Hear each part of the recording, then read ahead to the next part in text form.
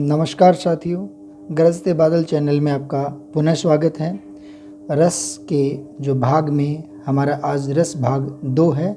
2 रस हमने पहले और उनकी परिभाषाएं पहले पढ़ चुके हैं। आज भाग दूसरा पढ़ेंगे।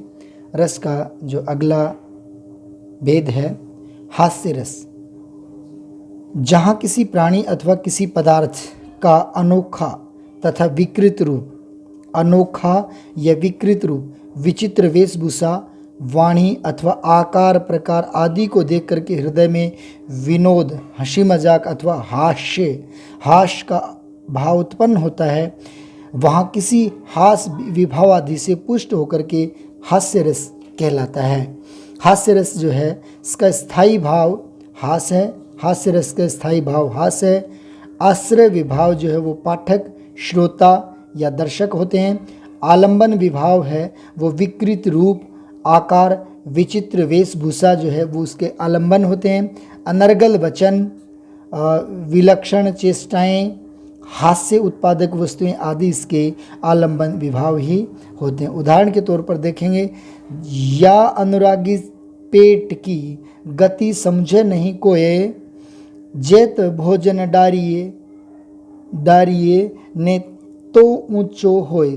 ते तो ऊंचो होए भी कह सकते हैं, ने तो ऊंचो होए, उतना ऊंचा होता है। जितना भोजन पेट में डालेंगे उतना ही ऊंचा, मतलब पेट बड़ा हो जाएगा। ते तो ऊंचो होए, ते तो ऊंचो होए, फूल कर होवे तंबू, उतना ही फूल करके तंबू की तरफ फैल जाता है। हाथ फेर कर मुख से बोले हर हर शंभू, माने खाना खा करके तृप्त होने के बाद में जो है आदमी बोलता है हर हर शंभू। कहे काका ऐसी डकार आवेगी फौरन, लारी ओवरलोड दे रही जैसे हॉर्न। जैसे ओवरलोड गाड़ी कोई हॉर्न दे रही है, ठीक उसी प्रकार से हम भी डकार देते हैं। ये हास्य रस का उदाहरण है। हास्य रस के अवयव के रूप में या भेद के रूप में 6 उसके मान सकते हैं, जिसमें से स्मित, हसित, विहसित, अपहसित और प्रतिहसित और अवहसित, ये इसके 6 अवयव या 6 भेद होते हैं। आइए इनके बारे में, 6 के बारे में जानें। क्या हैं ये 6? स्मित क्या होता है? तो जहाँ नेत्रों तथा कपोलों में कुछ विकास हो और अधर थोड़ा सा फड़के, होठ थोड़े से फड़के, वहाँ स्मित हास्य होता है। नंबर 2 पे दिया हुआ है हसित। नेत्रों के विकास तथा मुस्कुराहट के साथ अगर दांत भी दिख पड़े तो वहाँ हसित होगा, माने दांत दिखेंगे तो हसित, और होठ थोड़े से फड़क जाएं तो स्मित। और तीसरा जो है विहसित, इसमें नेत्रों तथा कपोल मतलब गालों के विकास के साथ दांत दिखते हुए आरंजित मुख से कुछ मधुर शब्द भी निकल पड़े, मुख से कोई मीठे मीठे शब्द भी निकल पड़ते हों, उसमें जो था विहसित होता है। उसके बाद में अपहसित। अपहसित जिस हंसी में हंसते हुए नेत्रों से आंसू टपक पड़ते हैं। कई बार हमें इतनी ज़ोर से हंसी आती है कि हंसते हंसते आँखों से आंसू आने लग जाते हैं, उसे अपहसित हास्य कहा जाता है। 5वां भेद जो है वह इसका प्रतिहसित होता है। जिस हास्य में सारा शरीर हिले, लोटपोट होने लगे, और जो है यह प्रतिहसित कहलाता है। जब हम बुरी तरह से हंसने लग जाते हैं, लोटपोट हो जाएं, शरीर हिलने लग जाए, तो उसे प्रतिहसित जो है वह कहा जाता है। और अंतिम 6ठा जो भाग है वह अवहसित, जिसमें कंधे सिर कांपने लगे तथा अवहसित हास्य, वह अवहसित हास्य कहलाता है। जिसमें कंधे और सिर दोनों ही कांपने लग जाते हैं वह अवहसित हास्य कहलाता है। विद्वानों ने जो है हास्य के जो 6 अवयव माने हैं, 6 हंसी के प्रकार माने हैं, उन 6 को किस किस श्रेणी में रखा जा सकता है उसको हमने यहाँ विशेष के रूप में लिया है। तो एक बार इस पर भी चर्चा करेंगे। उच्च श्रेणी के व्यक्तियों के वर्णन में स्मित और हसित दोनों आते हैं। ध्यान रखना, उच्च श्रेणी के जो व्यक्ति हैं उनकी हंसी जो है, उच्च श्रेणी के व्यक्तियों की हंसी स्मित और हसित में आती है, और मध्यम श्रेणी के लोगों के लिए विहसित और अवहसित आती है, और नीच पुरुषों की श्रेणी में अपहसित और प्रतिहसित जो है वो आती हैं। ये विद्वानों के अनुसार हंसी के अवयव हैं, भाग हैं। किस श्रेणी के युवकों के लिए कौन सी हंसी होती है? हंसी के ये 6 आधार हास मानी हंसी की न्यूनता तथा अधिकता के आधार पर निश्चित किए गए हैं। आइए अगला जो रस है वो करुण रस। तो करुण रस के बारे में पढ़ेंगे कि प्रिय के नाश, करुण रस क्या होता है कि प्रिय का नाश अथवा या अनर्थ अथवा अपने अनिष्ट को देख करके मनुष्य के हृदय में जहाँ शोक भाव की परिपुष्टि होती है, जब अपना प्रिय कोई भी चीज़ है, कोई व्यक्ति है या अन्य कोई है, इसका नाश हो जाए, वहाँ करुण रस की व्युत्पत्ति होती है, करुण रस की प्राप्त होती है। और इसका स्थायी भाव जो है वो शोक है। करुण रस का स्थायी भाव जो है वह शोक है। संचारी भावों की श्रेणी में अगर रखें तो मोह, विषाद, जड़ता, उन्माद, व्याधि और ग्लानि, ये इसके संचारी भावों की श्रेणी में आते हैं। और आलंबन अगर देखा जाए तो प्रिय वस्तु का नाश और प्रिय व्यक्ति की मृत्यु जो है वह करुण रस के आलंबन भाव में आएगी। उदाहरण के तौर पर अगर देखा जाए तो कहा जा सकता है, अभी अभी मुकुट बंधा था माथ, हुए कल ही हल्दी के साथ। ये समझ ही गए होंगे कि अभी अभी मुकुट पर माथे पर मुकुट अभी बंधा ही था और जो था हल्दी के हाथ अभी चुने ही थे, तो शादी ब्याह से संबंधित है। खुले भी नहीं थे लाज के बोल, इज्जत के बोल जो अभी खुले भी नहीं थे, अभी शांति थी, सभी को समझने का प्रयास ही वह महिला या जो भी था वो कर ही रही थी। खिले भी नहीं थे लाज के बोल, इज्जत के बोल अभी जो है सभी लोगों को बोले भी ना थे। खिले भी चुंबन शून्य कपोल, अभी जो चुंबन से शून्य जो थे, कपोल मतलब गार, वही जो थे खिले भी ढंग से नहीं थे।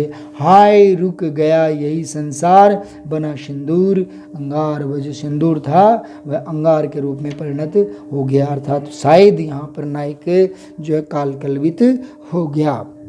अगला जो है पांचवा है वो रौद्र रस, जहाँ विरोधी दल के कार्यों या चेष्टाओं से अपने या अपने प्रिय के निरादर, बेइज्जती, अहित, निंदा से स्थायी भाव जो है वो क्रोध की भावना जागृत होती है, वहाँ रौद्र रस की उत्पत्ति होती है और इसका स्थायी भाव जो है वह क्रोध है। रौद्र रस का स्थायी भाव क्रोध है। यहाँ महाभारत का एक प्रसंग रखा गया है कि श्री कृष्ण के वचन अर्जुन क्रोध से जलने लगे, श्री कृष्ण के वचन अर्जुन क्रोध में जलने लगे, सवशील अपना भूल कर करताल युग मलने लगे, मतलब करताल दोनों हाथों के जो थे, हाथों को आपस में मलने लग जाते हैं, रगड़ने लग जाते हैं। संसार देखे अब हमारे शत्रु रण में मृत पड़े, संसार देखेगा कि हमारे जितने भी शत्रु हैं वो युद्ध भूमि में मरे पड़े हुए।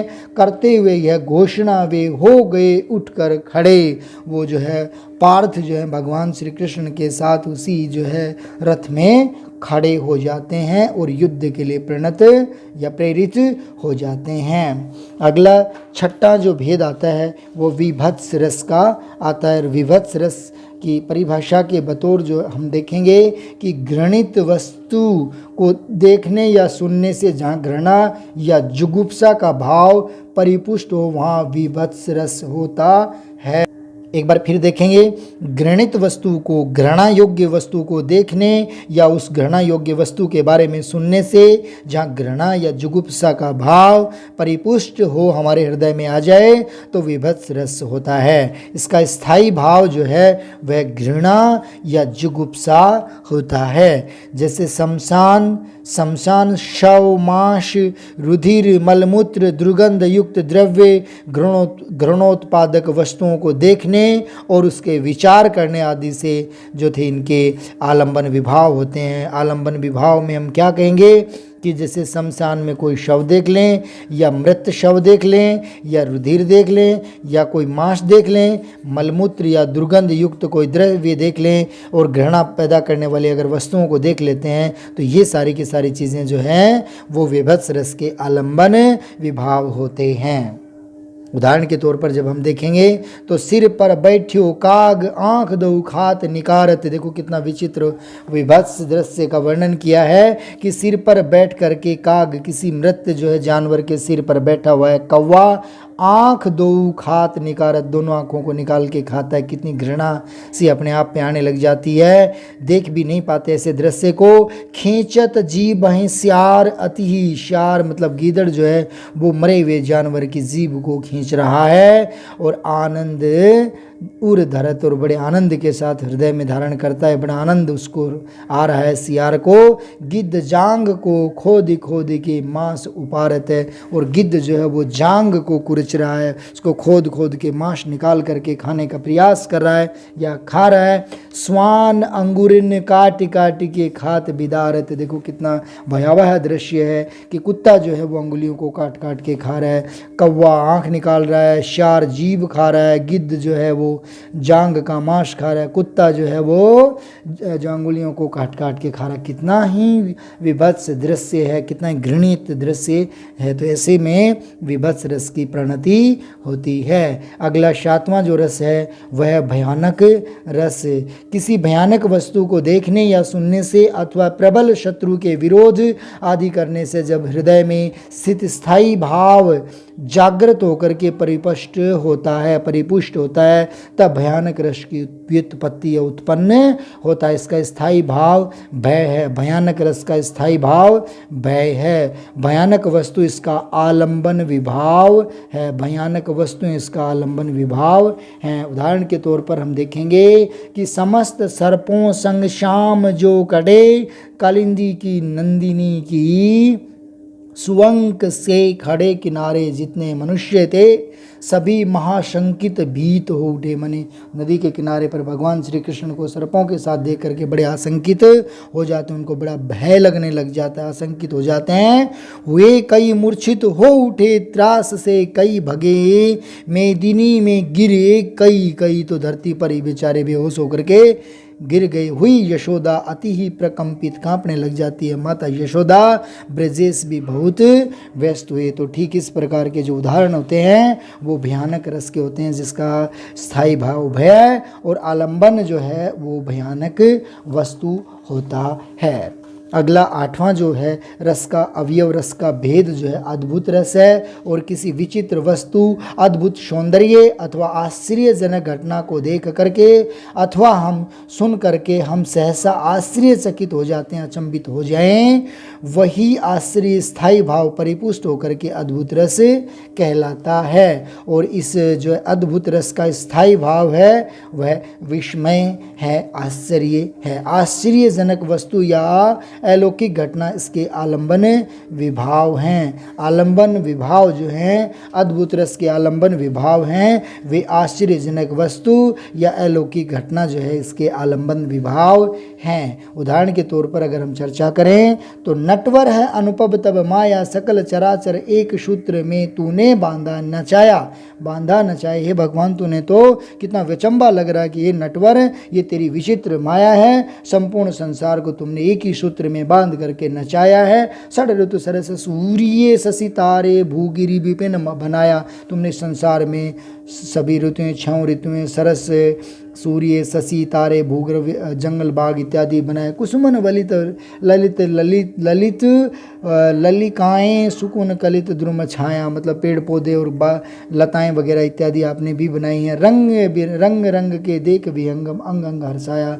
अलग अलग प्रकार के पक्षियों को देख करके बड़ा मन प्रसन्न चित्त होता है। नभचर जलचर थलचर, नाना कितने रूप दिखाया आपने, पता नहीं कितने ही प्रकार के आपने रूप दिखाए, जल में भी और नभ में भी और स्थल में भी अलग अलग प्रकार के रूप आपने दिखाए हैं। तेरी माया तू ही जाने जन मन अकुलाया। हे ईश्वर, तेरी माया तू ही जानता है, पूरा जन मन जो है वो व्याकुल है, उनको पता नहीं है। तेरी माया तू ही जाने, तो कितने अचंभे की बात है कि सभी चीज़ों को ईश्वर ने कितने विचित्र ढंग से बनाया है। तो यहाँ अद्भुत रस की प्रणति होती है। और अगला 9वां रस हम देखेंगे, शांत रस।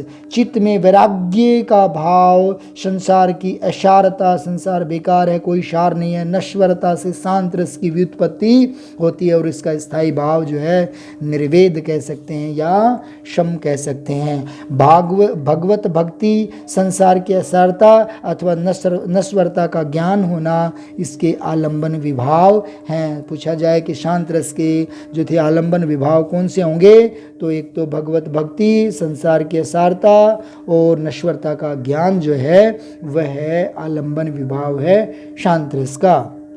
और पूछा जाए आश्रय विभाव क्या होगा, तो विरक्त व्यक्ति, सन्यासी व्यक्ति जो संसार को कुछ न मान करके छोड़ करके चला गया है। माता मीरा के द्वारा जो है रचित एक पद है जिसमें मेरो तो गिरधर गोपाल दूसरो ना कोई, कह रहे कि मेरे तो भगवान श्री कृष्ण है, इसके अलावा कोई दूसरा नहीं है। जाके सिर पर मोर मुकुट मेरो पति सोई, मेरा पति तो वही है जिसके सिर के ऊपर मोर की पंखों से बना हुआ मुकुट है। साधुवन संग बैठ बैठ के लोक लाज सब कोई। और मीरा माँ कहती है कि उनके बारे में कहा जाता है कि साधुओं के साथ बैठ बैठ करके उन्होंने लोक लाज इज्जत सब खोई। तो इस प्रकार के जो पद हैं वो शांत रस से संबंधित हैं, शांत रस के कहे जा सकते हैं। अगला 10वां जो रस है वह वात्सल्य रस।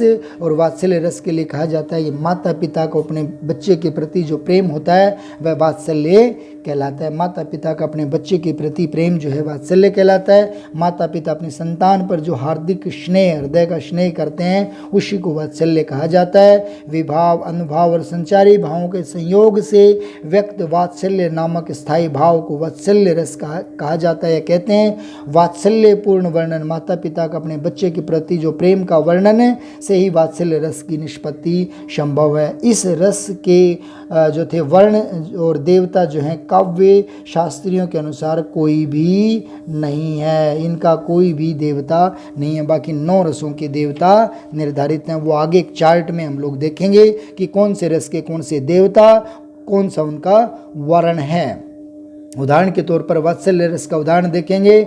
शोभित कर नवनीत लिए, सुंदर लग रहे हैं, हाथों में जो मक्खन लिए हुए, घुटुरन चलत रेणु तन मंडित मुख दधि लेप किए, घुटनों से चल रहे हैं, शरीर जो है मिट्टी से सजा हुआ है और मुंह के ऊपर दही का लेप किया हुआ। चारों कपूर लोल लोचन गोरोचन तिलक, जो माँ जो है अपने बच्चे को देख रही है कि उसके सुंदर गाल हैं और जो है उसके ऊपर तिलक लगा रखा है, इतना सुंदर बच्चा लग रहा है। लट लटकनी मानो मत मत मधुप गण मादकता कहीं पिए, उनके जो बालों के लटे हैं वो मधुप गणों जैसे लिपटे हुए इस प्रकार से दिखाई दे रहे थे। स्पष्ट है यहाँ जो है हमारा वात्सल्य वर्णन है। अंतिम रस जो है वह भक्ति रस है। तो भक्ति रस के बारे में और देखेंगे, जहाँ विभाव आदि के इष्ट देवता, विभाव आदि के इष्ट देवता विषायक प्रेम का परितोष होता है, पूर्णता होती है, तथा वहाँ भक्ति रस की व्यंजना होती है। एक बार पुनः देखेंगे, जहाँ विभाव आदि के इष्ट देवता विषायक प्रेम का परितोष होता है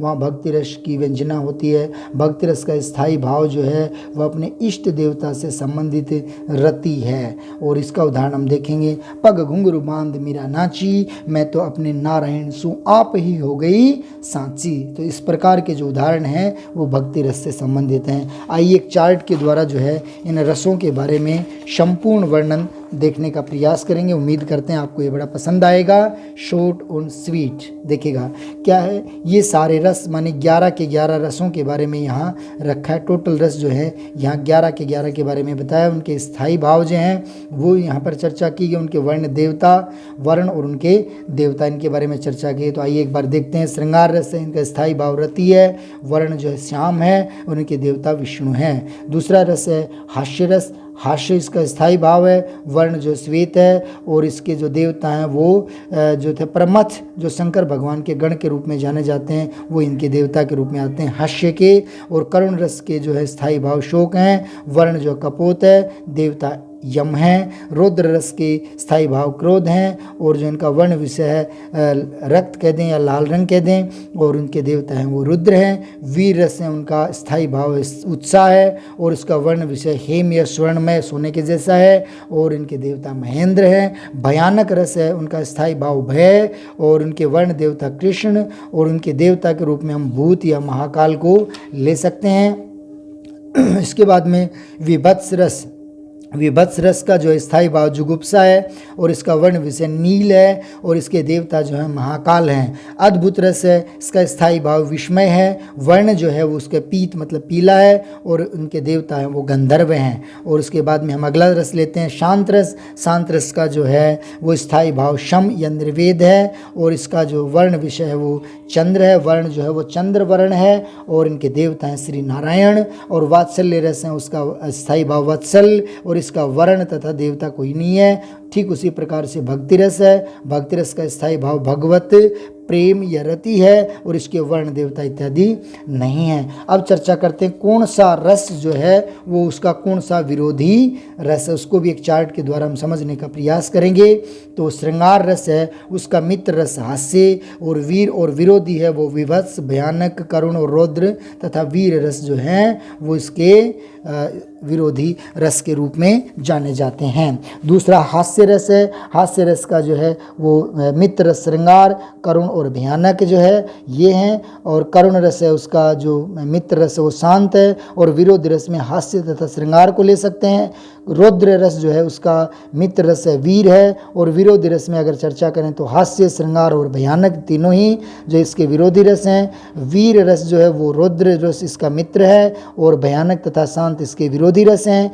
भयानक रस जो है उसका मित्र रस विभत्स है, और जो है इसका विरोधी रस में श्रृंगार, हास्य, वीर, रौद्र और शांत रस हैं इसके विरोधी रस हैं। विभत्स रस है उसका मित्र रस जो है वो भयानक है, और इसका विरोधी रस है वो श्रृंगार है। अद्भुत रस जो है इसका मित्र रस श्रृंगार और जो विरोधी रस रौद्र है, और शांत रस जो है उसका मित्र रस जो है अद्भुत और तथा इसका विरोधी रस में हम चर्चा करें तो श्रृंगार, वीर, रौद्र और भयानक जो है इसके विरोधी रस हैं। तो उम्मीद करता हूँ आपको ये चार्ट भी बड़ा पसंद आया होगा। उसके बाद में रस से महत्वपूर्ण जो रस से संबंधित महत्वपूर्ण तथ्य हैं उनके ऊपर जो है एक बार चर्चा और कर लेते हैं। 2-3 तथ्य हैं। तो सबसे पहले देखते हैं रस से संबंधित महत्वपूर्ण तथ्य कौन कौन से हैं। तो ये सबसे इम्पोर्टेंट है, फर्स्ट ग्रेड नेट, जीआरएफ और बड़ी एग्जाम्स के लिए महत्वपूर्ण पार्ट है ये। तो क्या है यहाँ, आचार्य मम्मट तक जो थे साहित्य में 9 रसों की कल्पना को स्वीकार किया था। आचार्य मम्मट तक 9 रस माने गए थे, और आचार्य मम्मट हैं वो 12वीं शताब्दी के आचार्य माने जाते हैं। उसके बाद में दूसरी महत्वपूर्ण बात जो आती है वह आचार्य विश्वनाथ जो थे वो 14वीं शताब्दी में थे, और इन्होंने अपने साहित्य दर्पणकार ने वात्सल्य को साहित्य के 10वें रस के रूप में स्वीकार किया गया था। ये महत्वपूर्ण बात है कि वात्सल्य को साहित्य के 10वें रस के रूप में किसने स्वीकार किया था, तो आचार्य विश्वनाथ जो 14वीं शताब्दी में थे। उसके बाद में कहते हैं आचार्य विश्वनाथ के अलावा हरिश्चंद्र, भानुदत्त, भोज आदि आचार्यों ने भी वात्सल्य रस को स्वीकार किया था। और अगली जो है रस से संबंधित महत्वपूर्ण जो तथ्य है वह आता है पंडित जगन्नाथ जो 17वीं शताब्दी में थे। भक्ति को स्वतंत्र रस के रूप में प्रतिष्ठित करने का विचार प्रस्तुत किया। इसका स्थायी भाव जो था वो आस्था माने ईश्वर विषयक रति को माना। अंतिम जो बात है वह यह है, इस प्रकार साहित्य में 9 रस स्वीकारे परंतु हिंदी साहित्य में 11 रसों को स्वीकृति प्रदान की गई है। उम्मीद करता हूँ कि रस से संबंधित ये महत्वपूर्ण तथ्य आपको बहुत पसंद आए होंगे। सबका बहुत बहुत धन्यवाद। आप वीडियो को इसी प्रकार से लाइक और सब्सक्राइब करते रहें। मैं इसी प्रकार से प्रयास करता रहूँगा। सबका पुनः हार्दिक धन्यवाद, आभार, थैंक्स।